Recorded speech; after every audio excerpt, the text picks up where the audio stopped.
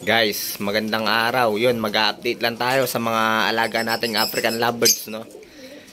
Nabisi tayo, hindi na natin naasikaso yung mga African lovebirds natin. Nabisi tayo sa Kalapate, no?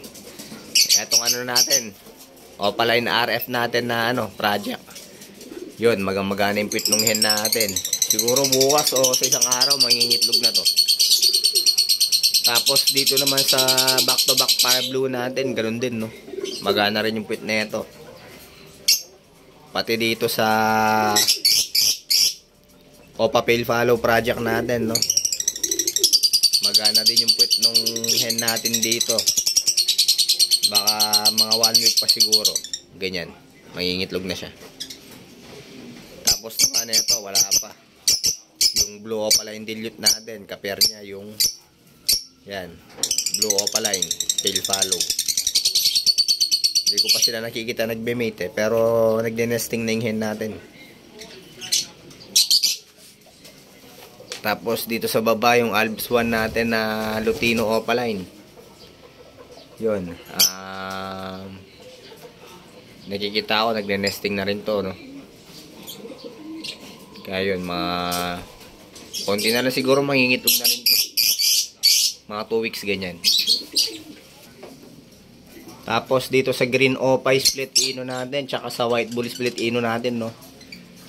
Malamang may itlog na yung ano na to, yung hen na to, kaya lang ito yung maselan natin na breeder na White Bull, no? Kaya hindi natin sinisilip. Siguro after 15 days doon natin sisilipin.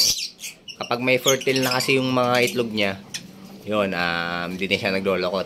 Kino-continue niya na yung paglilimlim niya. Yun, no? Napagad ng parisan. Sana makapagpalabas ka agad tayo ng dito, visual. Tapos dito naman sa baba, yun, yung back to back opa natin, split ino. Nangitlog na sila nung March 8, no? Yung hen natin. Kaya yun, abangan nyo to, guys. Sana makapagpalabas na tayo ng visual Lutino opa rin dito. Yun, no?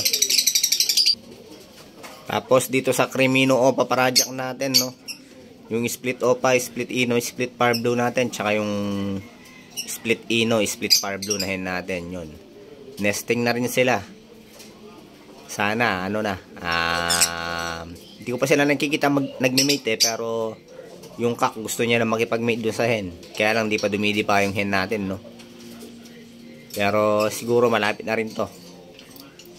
Yan, isa rin sa abangan nyo to, guys. Paparaffle din tayo sa mga magiging anak na ito. Sure split ino to mga to, tsaka split Fire Blue. Tas dito naman sa bagong ibon natin, no?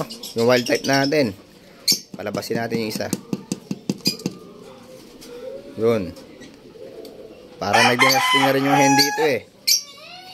Nakita ko na nagde-nesting yung hen dito, kaya lang wala tayong malunggay ngayon, no? Wala tayong may bigay na malunggay.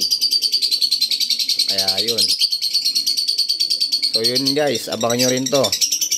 Paparaffle din tayo sa mga magiging inakay nito, no? Yun, napaagad na parisan.